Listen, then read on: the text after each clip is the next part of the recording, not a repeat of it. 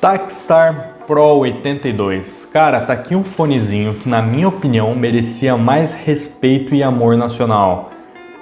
Raramente vejo alguém falando dele, raramente vejo alguém usando ele e, principalmente, quando eu vejo alguém usando ele, não é para a aplicação que eu julgo que seria a ideal dele. O que acontece? O Takstar Pro 82 é um fone muito confortável, muito bem construído e robusto, tá? Com as costas fechadas, ou seja, ele isola o som e com uma assinatura natural e neutra. Coloco aqui entre aspas porque ele foge um pouquinho disso, mas na faixa de preço ele é bem correto e coerente. Então, ele é um fone muito bom para uso profissional. Você tem um home studio, você edita vídeos, você edita músicas, esse tipo de coisa, precisa de um fone flat, com um detalhamento bom, fechado. Eu acho que esse cara é uma opção excelente, porque com o dólar a quase R$6 no Brasil, você olha, por exemplo, o Audio-Technica M20X, que deveria ser concorrente dele. Cara, esse fone está custando, acho que R$700 novo. A KG K44, cara, a construção e o som são uma piada perto desse cara. Então ele acaba ficando obsoleto no mercado, porque ele é um fone com essa assinatura muito boa, a gente vai falar disso no som, uma construção superior a esses fones e custando metade. Então ele fica sozinho no mercado e eu não vejo ninguém falando disso. Então, bora começar?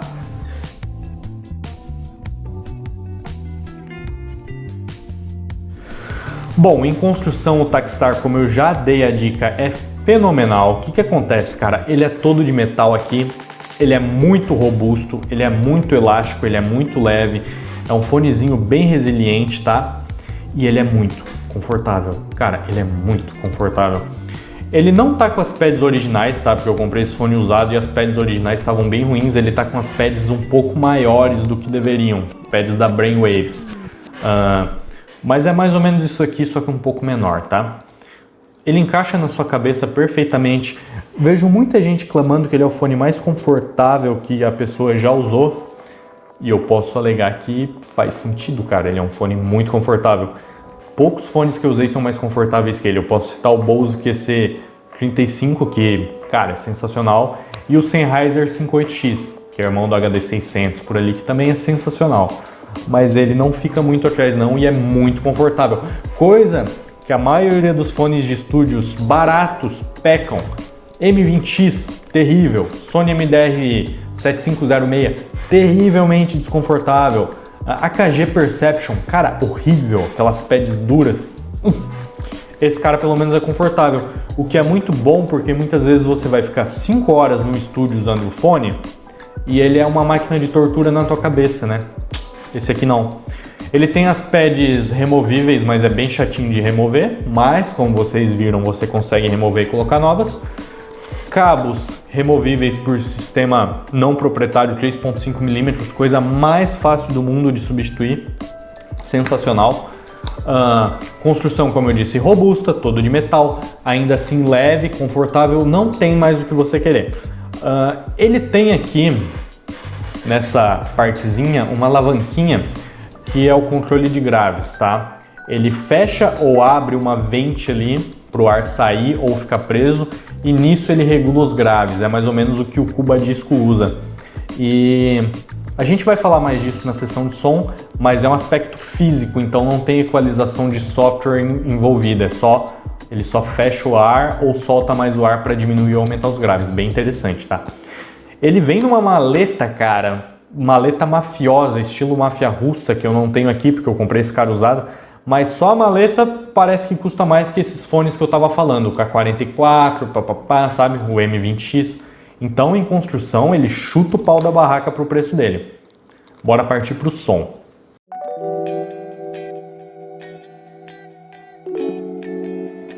Certo, bora falar do som do Takstar Pro 82. Como eu já dei um spoilerzinho ali na parte da introdução, ele tem um som flat para correto, ele tenta fazer isso, mas como ele é um fone barato, ele acaba dando umas escorregadas e errando o timbre em algumas ocasiões, principalmente nos médios, na minha opinião, tá? A gente vai conversar disso, mas vamos começar com os graves. Como eu já mostrei para vocês, ele tem essa alavanca física de graves, tá? e eu vou falar da situação da alavanca em cada posição. Com a alavanca para cima é onde ele não tem adição nenhuma de grave, ele é realmente flat, ele fica bem correto, pelo menos para os meus ouvidos na região dos graves, só que ele fica chato, ele fica, cara, falta aquele impacto, fica tão flat que fica chatinho, sabe? Ele estende muito bem para os subgraves, ele tem bastante velocidade e detalhamento para o preço, ele tem um timbre muito bom, nos graves ele tem um timbre muito correto, a bateria soa natural, o baixo soa bem natural, mas ele fica um pouquinho chatinho com a alavanca aqui. Por outro lado, é ótimo para uma aplicação profissional, você precisa de um fone flat, joga a alavanca aqui para cima que o grave vai ficar flat. Puxando o grave para o meio, tá? Puxando para o meio ele adiciona corpo e peso para esses graves, na minha opinião, numa medida bem coerente e boa, é a forma que eu mais gosto de ouvir ele. Ele fica com mais impacto, ele fica mais melódico, ele fica mais quente, mais envolvente por conta desses graves, fica mais musical. Então é onde eu acho que ele se encaixa na maioria dos gêneros, quase todos os gêneros vão se beneficiar dessa alavanca no meio, pelo menos para os meus ouvidos. Se você prefere algo mais flat, você joga lá para cima que vai ficar com menos grave. Partindo para a alavanca embaixo, aqui eu acho que ele exagera muito. Aqui ele começa a ficar com uns graves muito cavernosos. Se você é um cara que curte isso, cara, escuta um hip hop, que é um negócio fritando, vibrando ali na sua cabeça, ele vai cumprir bem esse papel, ele fica bem basshead. Só que eu tenho um problema que esse grave começa a embolar, sabe? Ele começa a virar uma massa muito corpulenta de grave, invadir os médios, tirar detalhamento, ter reverberação, esse tipo de coisa que acontece quando você aumenta muito os graves, né? Então, pra mim, a alavanca no meio, sweet spot. Vamos agora para os médios. Cara, os médios é onde eu tenho um problema. Se esse fone não errasse para os meus ouvidos nessa região dos médios, puta merda, seria um fone muito bom pelo preço, seria ridículo. Qual que é o problema nos médios para mim? É o seguinte, ele parece que tem um vale nos médios mais graves, vocais masculinos, instrumentos mais pesados, parece que ele fica com um timbre fino, sem muito chão, sabe? Um pouquinho anêmico, e não é falta de grave, porque, cara, ele tem grave, você consegue aumentar bastante os graves, inclusive. É realmente nos médios que tá esse pequeno, não diria que é um vale, cara, eu diria que é uma descidinha ali, mas que faz a diferença. E em seguida ele sobe para os médio agudos e fica um pouquinho gritante, para os meus ouvidos um pouquinho, mas eu acredito que com as pads originais ele fica mais, tá? Porque o falante fica mais colado nos ouvidos.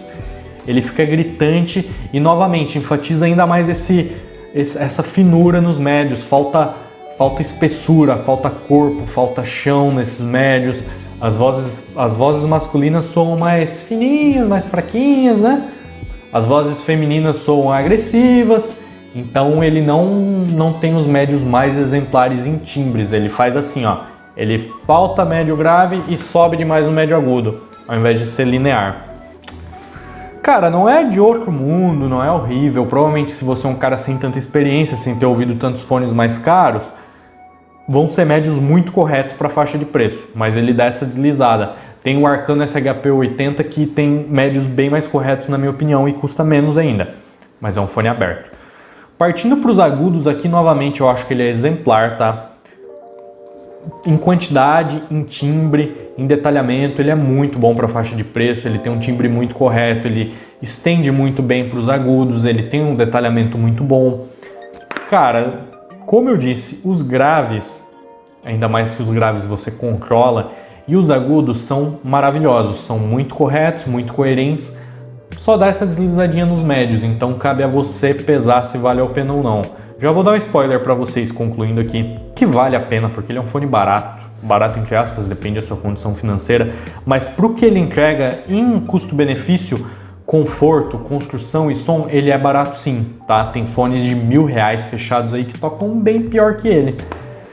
E ele tem essa discrepância assim nos médios, que falta corpo, fica um pouquinho de médio agudo sobrando, mas ainda assim dá para relevar, dá para curtir o som, ele é muito bom e dá para usar tranquilamente para uso profissional. Para quem eu recomendaria esse cara? Para quem quer um fone correto, flat, equilibrado, mas está com a carteira curta. Para quem tem um estúdio. Então não me entendam mal, eu não estou falando que ele é flat, já falei isso 1000 vezes, ele não é 100% flat, mas na faixa de preço dele ele é muito coerente. Então, gente, fica aqui. Takstar Pro 82 merece um pouquinho mais de amor e atenção, né?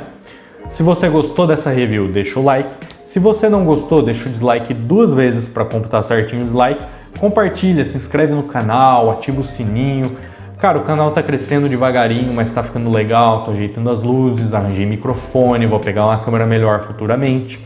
Então, se inscreve aí, vamos vendo a evolução que tem. Muito obrigado ao apoio de vocês, dúvidas só deixar nos comentários e até a próxima.